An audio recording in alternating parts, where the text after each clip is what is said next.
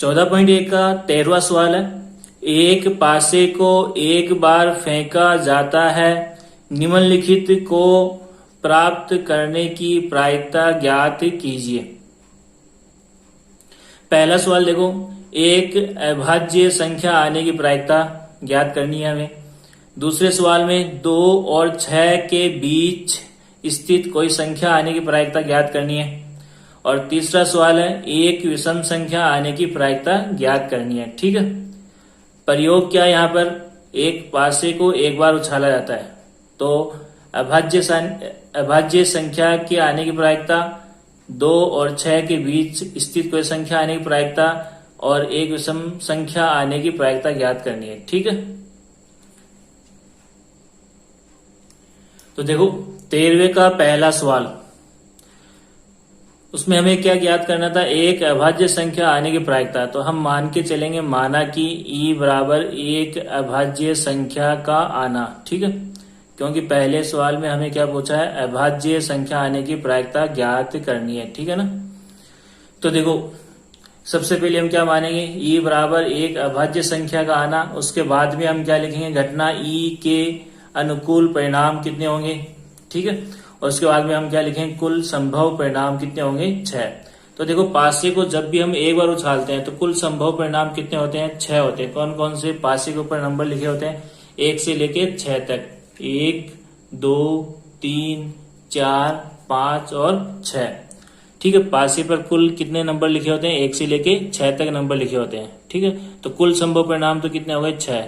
कौन कौन से नंबर लिखे होते हैं, 1 2 3 4 5 और 6, ये पासे पर नंबर लिखे होते हैं 1 से लेके 6 तक।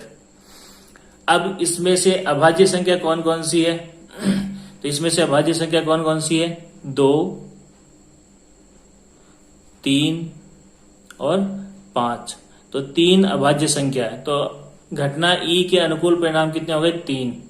ठीक है, 3 क्यों हुए, क्योंकि यहाँ पर इस कुल संभव परिणाम में से 3 परिणाम ऐसे हैं जो अभाज्य संख्या के अनुकूल है, अभाज्य संख्या के आने के अनुकूल है।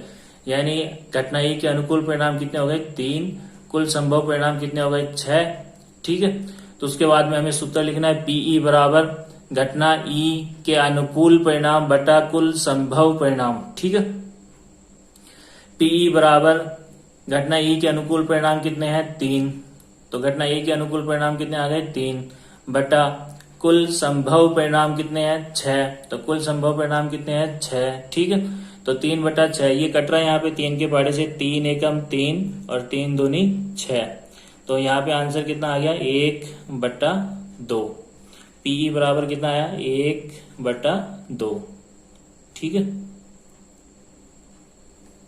अब P का मतलब यहाँ पे क्या है, P का मतलब प्रायिकता, E का मतलब अभाज्य संख्या का आना। देखो E क्या माना था हमने, अभाज्य संख्या का आना, तो अभाज्य संख्या का आना और P का मतलब प्रायिकता। अभाज्य संख्या के आने की प्रायिकता कितनी है, 1 बटा 2। ठीक है, ये पहला सवाल था 13वें का पहला। अब देखो 13वें के दूसरे सवाल में हमें क्या पूछा था, 2 और 6 के बीच स्थित कोई संख्या का आना। 2 और 6 के बीच स्थित कोई संख्या का आना। तो सबसे पहले हम यही मान के चलेंगे, माना कि E बराबर 2 और 6 के बीच की संख्या का आना।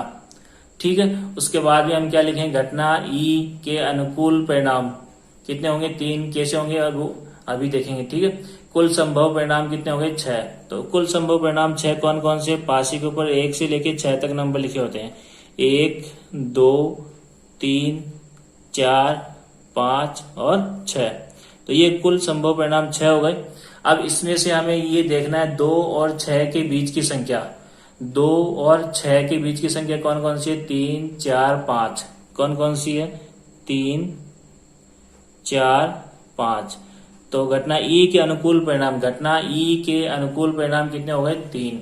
ठीक है, 3 क्यों है, क्योंकि ये पूछ रहा है 2 और 6 के बीच की संख्या। तो यहाँ पर 2 और 6 के बीच की संख्या कौन कौन सी है, 3 4 5।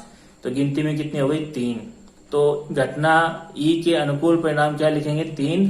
कुल संभव परिणाम क्या लिखेंगे, 6। उसके बाद में सूत्र लिखेंगे, PE बराबर घटना E के अनुकूल परिणाम बटा कुल संभव परिणाम। घटना ई के अनुकूल परिणाम कितने हैं 3, तो घटना ई के अनुकूल परिणाम कितने हो गए 3 बटा कुल संभव परिणाम कितने हैं 6, कुल संभव परिणाम कितने हैं 6। तो यहाँ पे बट्टा में क्या आएगा कुल संभव परिणाम 6।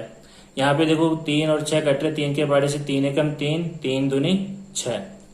ठीक है, तो अब आंसर कितना आ गया पीई बराबर 1/2, पीई बराबर 1/2।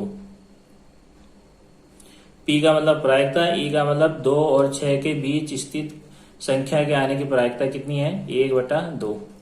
ई का मतलब 2 और 6 के बीच की संख्या का आना। देखो यहाँ पर ई क्या माना था हमने 2 और 6 के बीच की संख्या का आना, तो ई का मतलब 2 और 6 के बीच की संख्या का आना, पी का मतलब प्रायिकता, तो 2 और 6 के बीच की संख्या के आने की प्रायिकता कितनी है 1/2।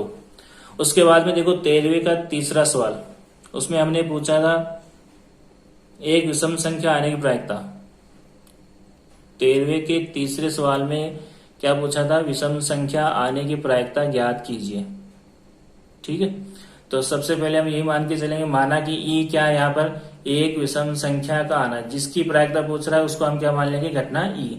ठीक है, तो माना कि ई बराबर एक विषम संख्या का आना, उसके बाद में घटना ई के अनुकूल परिणाम कितने होंगे 3, उसके बाद में कुल संभव परिणाम कितने होंगे 6, क्योंकि पासे को एक बार अगर उछाल रहे हैं तो उस पर कुल संभव परिणाम कितने होते हैं 6, 1 2 3 4 5 और 6, ये कुल संभव परिणाम होते हैं एक बार पासे को उछालने पर। अब इसमें से हमें ये देखना है कि विषम संख्या कौन कौन सी, इन 6 परिणामों में से विषम संख्या कौन कौन सी, क्योंकि प्रायिकता किसकी पूछ रहा है विषम संख्या के आने की प्रायिकता। तो यहाँ पे 3 विषम संख्या होती है, कौन कौन सी 1 3 और 5 विषम संख्या क्या होती है जिसमें 2 का भाग नहीं जाता। ठीक है, तो 1 3 और 5 में 2 का भाग नहीं जाता है, तो ये कौन सी संख्या है विषम संख्या।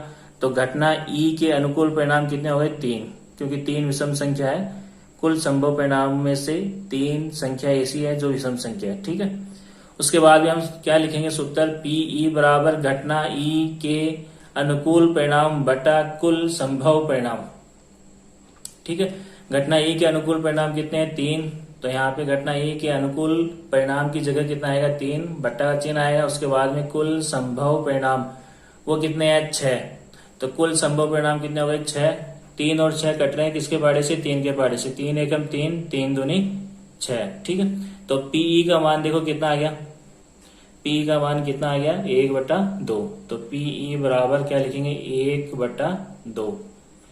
ठीक है, पीई बराबर क्या लिखेंगे 1/2। अब